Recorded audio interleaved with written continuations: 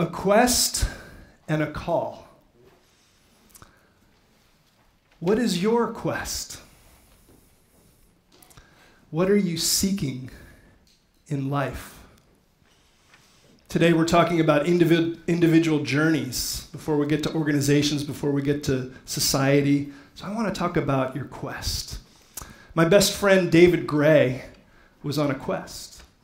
Met him when I was 10 years old. We moved to Ohio in the Midwestern US. And David and I shared a lot of things. We were friends. We'd play together, sports and music. But David was very interested in politics and policy. Had an avid interest. He would read about it, interested in the news, what's happening in the world. And one of the things we did together, besides playing in a band and sports together, was we did speech club in school, junior high school. And we competed a little bit, then I moved away. David continued with it. And he competed very strongly, advancing in speech competitions, and he became the national champion in the United States in high school, right? He went on to the Ivy League elite university and became the captain of his debate team and head of the political union and carried with it. Graduate school, went on to work for senators. And then he became an advisor in the US Department of Labor, a policy advisor. He was on the political fast track, okay? And everybody knew that he was avidly interested in politics and policy. He was good at it. And if you knew David, this tall, lanky, brown-haired young man with scholarly spectacles, he had an uncanny ability to connect with people. If you knew David, you knew that one day he would be senator, or he'd be congressman, or perhaps maybe even president of the United States of America. He was on this quest. He was on the fast track, and he was living in Washington, D.C., and one day he got the call from the White House. He'd been tapped. The White House said, David, we want you. We want you to come to the White House and be a high-ranking policy advisor to the President of the United States. And that was his quest, and he'd been tapped. And so it was very surprising to everyone when David said no. He said, no, thank you, right? You know, it's the White House, right? Imagine that on your resume, right? White House, Oval Office, the prestige, the power, and this is what you've been working for so hard your whole life. It's what you've invested in. Now, the reason David could say no to the White House was that he had found a yes that was even better for him inside, in the core. It spoke to his values, allowed him to find his own yes, right?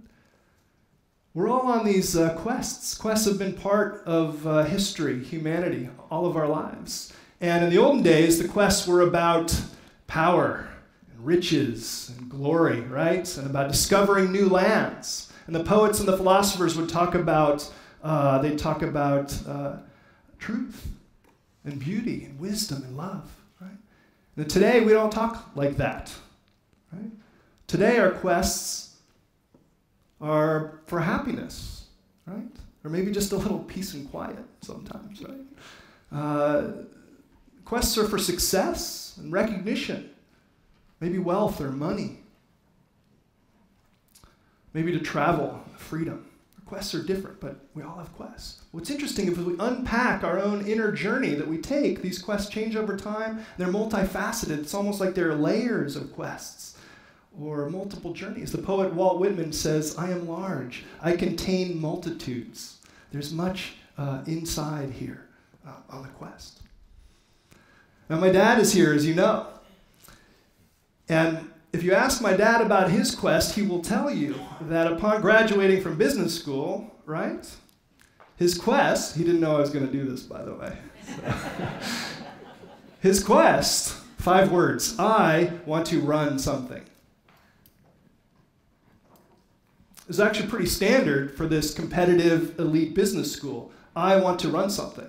And if you talk to him about it, he will unpack that. He will say, what's that about? It's about me. What do I want to do? I want to run something. What does that mean? I want to be in control. I want to be in charge. I want to be the head honcho, right? Elite business school, I've worked hard for this. What do I want to run? Something. It doesn't matter as long as I am running it. I'm in charge of it, right? And years later, he can look back after an incredible career in business and life and seeing that in the business world, there are some things that are offensive to our values and saying, I'm disgusted by that, or I'm appalled, or I'm repelled, and I don't want to be part of that. And there must be a better way. And evolving into, well, I've got to find a better way. We got to own this, right? This is a problem. We've got to, and then being a part of trying to spread a better way and engage with other people on a quest. So that has evolved, it's unpacked, but going back, he will tell you that back then, it was an ego trip of epic proportions. I want to run something. And so it's not fair to pick on my dad, so I'll pick on myself a little bit. When I graduated, my quest, you could do it in 5 words too. I want to be successful.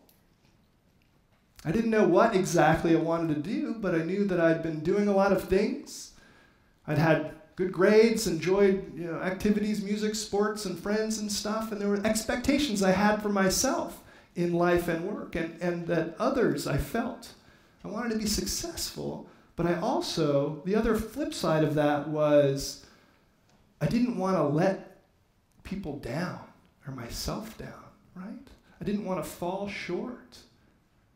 In other words, I was afraid. And this was also an ego trip of epic proportions, this duality, right?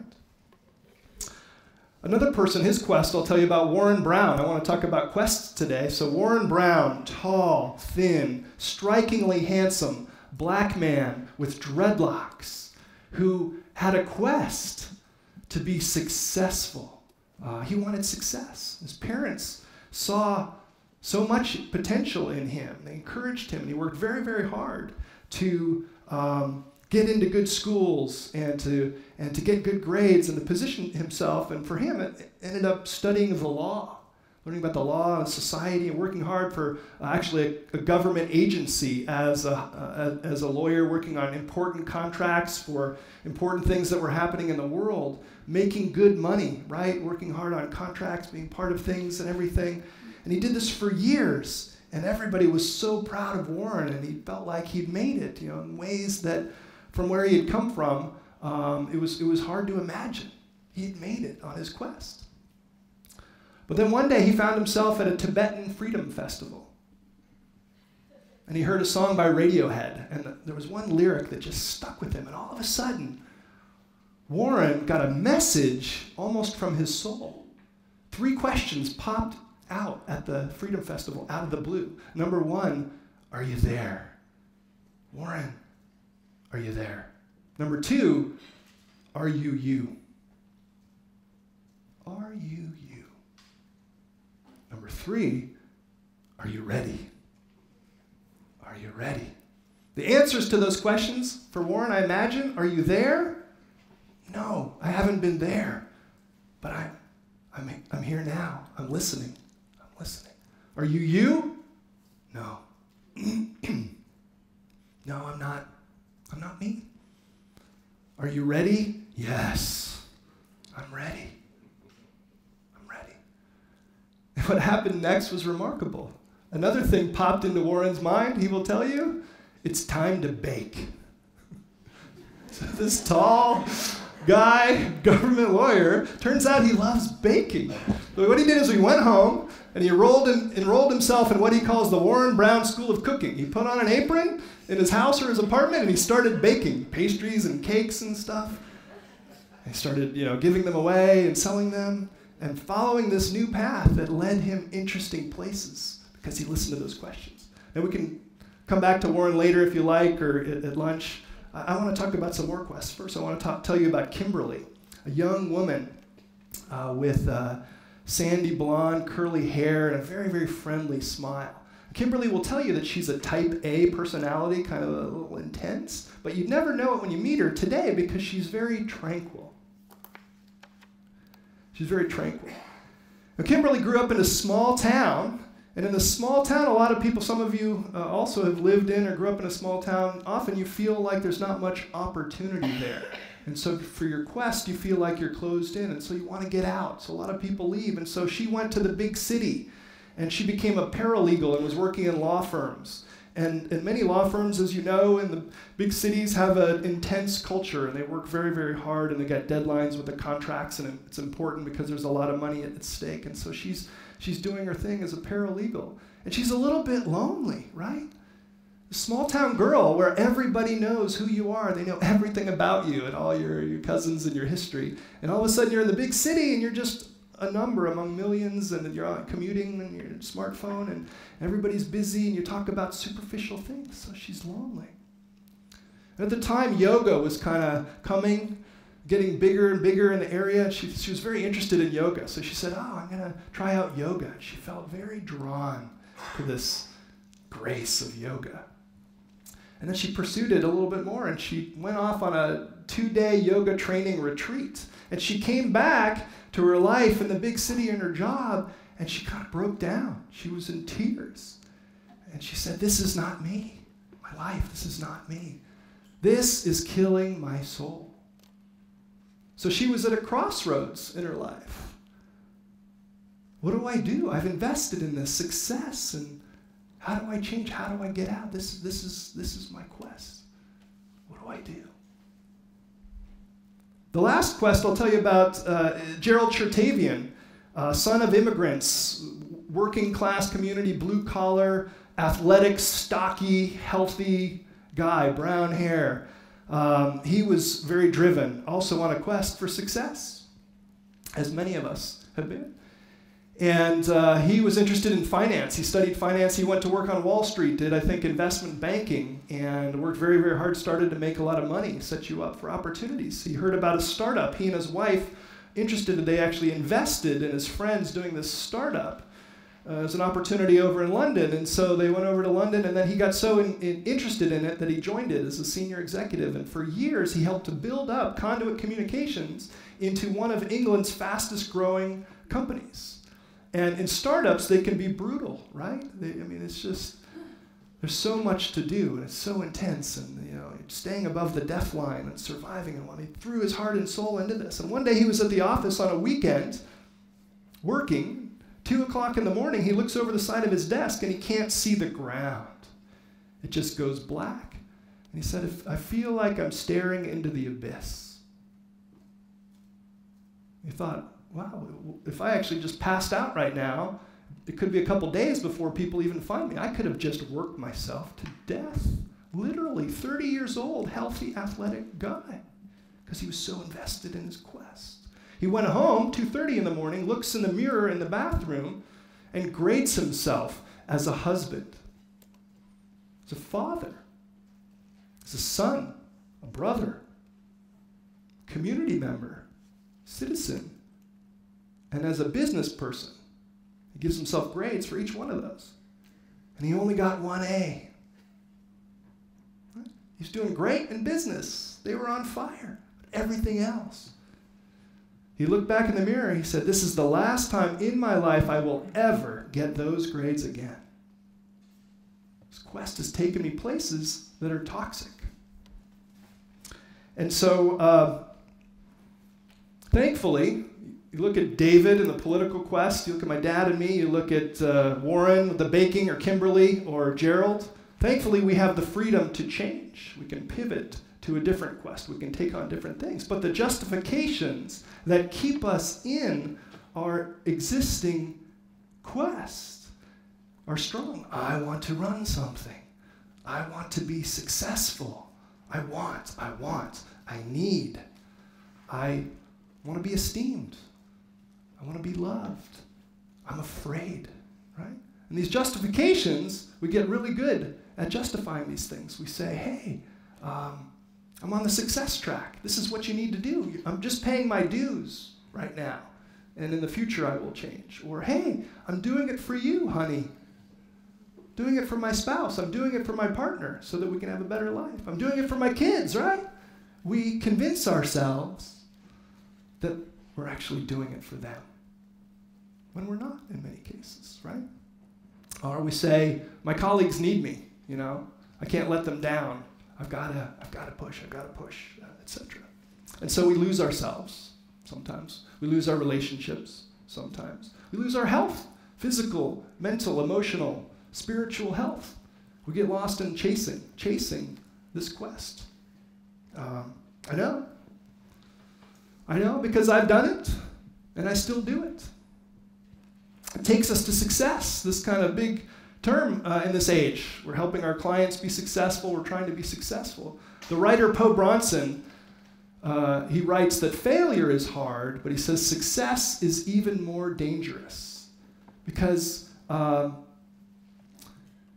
if you're successful at the wrong thing, the money and the opportunity can trap you, right? They can trap you on that quest. Some of us, like me, have fallen into this trap. Maybe you recognize yourself. I think he's talking about the prison that we've created, that our ego has created, that we're sometimes living in.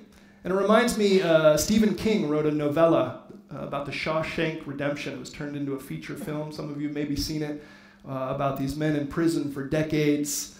And one of them, Red, the character played by Morgan Freeman, is now an old man. He's been in prison for decades, 40, 50 years, so much so that he's more comfortable there. In fact, if he's honest with himself, he's terrified of actually ever being freed because he wouldn't know what to do on the outside. And so sometimes that's what we do. We are so, in the rock walls, we're safely ensconced in the neediness of our ego, the chasing that we're doing. Yeah? But we're actually trapped, and we're not even aware of it sometimes. It's hard to get out of. So the quest that you're on, it's worth reflecting on and asking, does it still serve you? Has it changed, or does it need to change? Right? So it's not enough to say, okay, we've got a problem, so now you say, well, what next? What are you supposed to do about it? And that's where I think where a call comes in. That's where I think a call comes in. Now, there's a poet, William Stafford, wrote a poem called Ask Me. He said, ask me when the river is ice, mistakes I have made. Ask me whether what I have done is my life. He says, ask me when the river is ice, mistakes I have made. Ask me whether what I have done is my life. Now, Parker Palmer writes about this in a book. And he says, to some people, those words are nonsensical. Of course, what I have done is my life, right? That's just logic, right? But he says, to other people, Palmer included, the poet's words will be precise, piercing, and disquieting. In fact, he learned that it is possible to live someone else's life.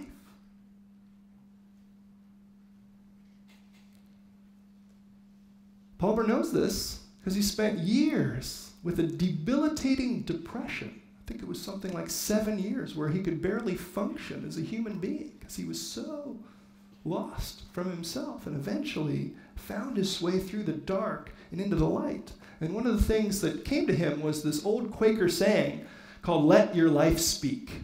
And this is the name of the book that Parker Palmer writes, "Let Your Life Speak."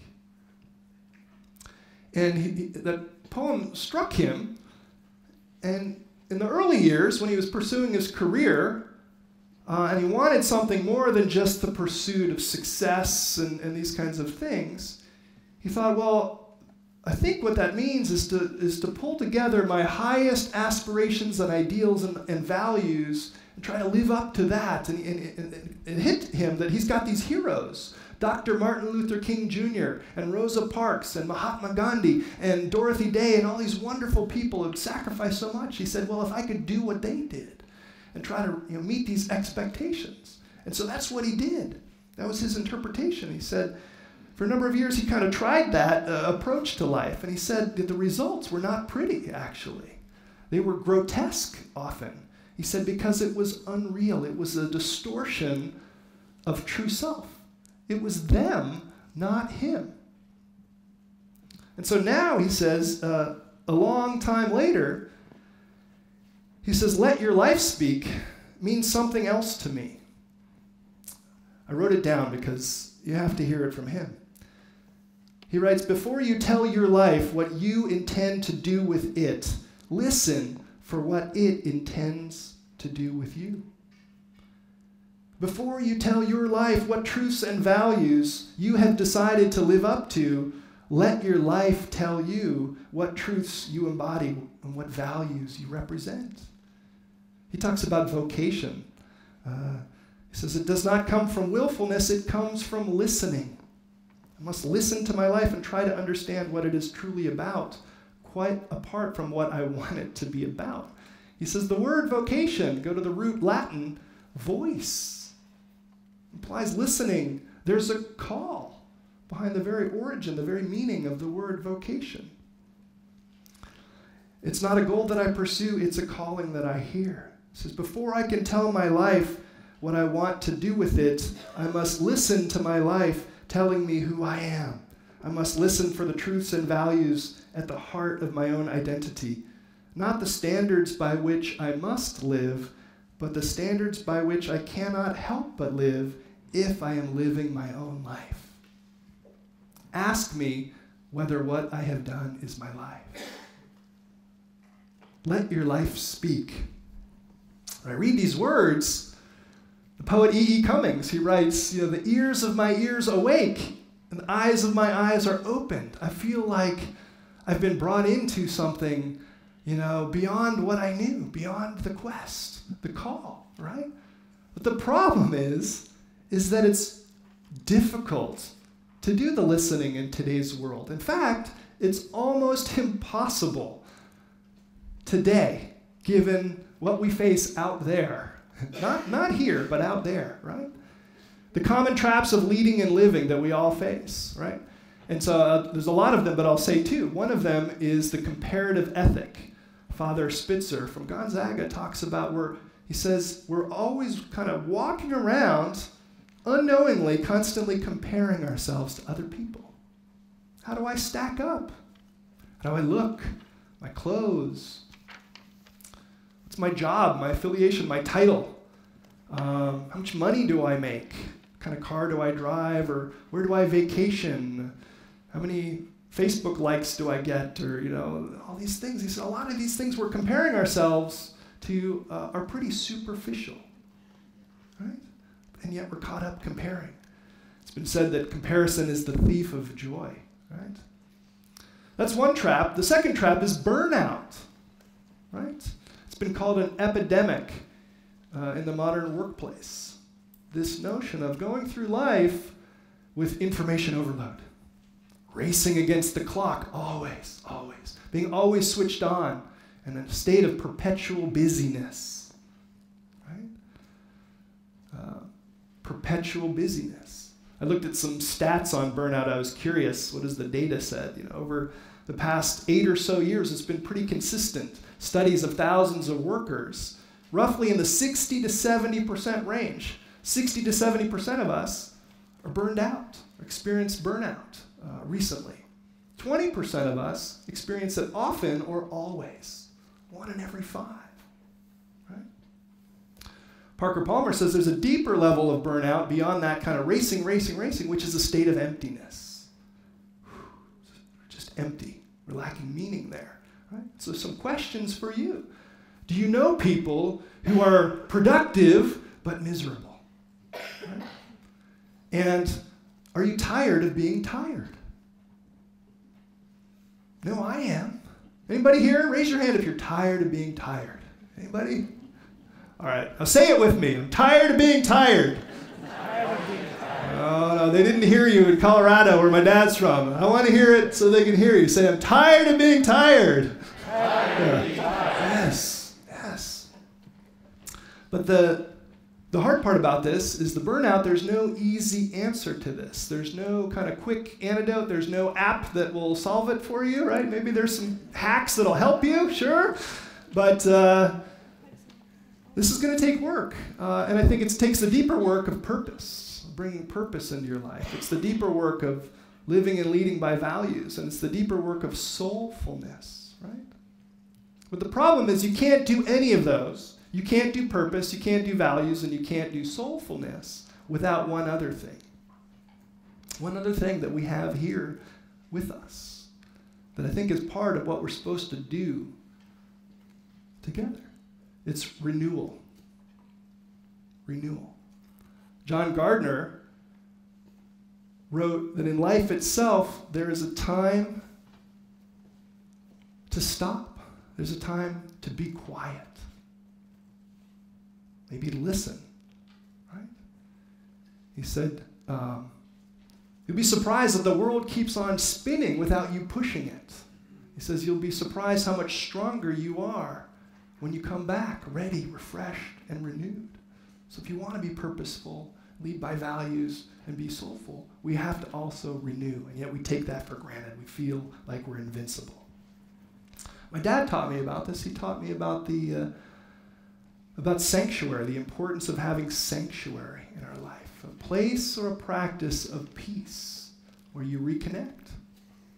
It can be yoga, it can be meditation, it can be prayer, it can be swimming or running or hiking, it can be music, it can be painting, but building that into your life, place of sanctuary. So we've talked about the quest and David's political quest. We've talked about my dad's quest and my quest and where it led us and the changing quest. We talked about Warren and the baking. We talked about Kimberly and killing her soul. Are you you? Are you there, Warren? We talked about Gerald almost working himself to death and where the quest can take us. And we talked about a call. And so I'd like to call a question for you and get us talking about this together in dialogue while we're in this room. First is where we started. What is your quest? What's the quest that you're on right now? Some of you are young, you're just graduating, you're thinking about where you want to go. Others of you have more years beyond you, but does your quest still serve you, or will it serve the real you, right? There's a simple test. You can determine right now, how are you doing on your quest? In your work, in your life, does it fill you up? Or does it drain you? Now, we all have bad days. Sometimes there's challenges we face, so there might be days when it's a little tough. But over a sequence of days, period of days, over time, if it's not filling you up, if it's draining you and draining you and draining you, that's when your soul maybe is trying to tell you something. It's time to get quiet and renew and listen. Hear a call. So what is your quest? And is it still serving you? Is it filling you up? Is it draining you? And is it time to let go of the willful quest of ego, get quiet and start listening to the deeper call of soul? So, question for you is, do you hear a call? And are you answering it? Let's have a dialogue about this right now. Maybe we could stand up in a moment and find a partner to discuss. And I'd like you to have a discussion about how have quests, traps, and a call shown up in your life. Okay, so everything we've talked about today. It doesn't have to be all three. It can be a quest, any of these traps of burnout, or the comparative ethic, or maybe you've heard a call. How has that shown up in your life? Let's stand up, meet somebody new, and engage in some reflection on that.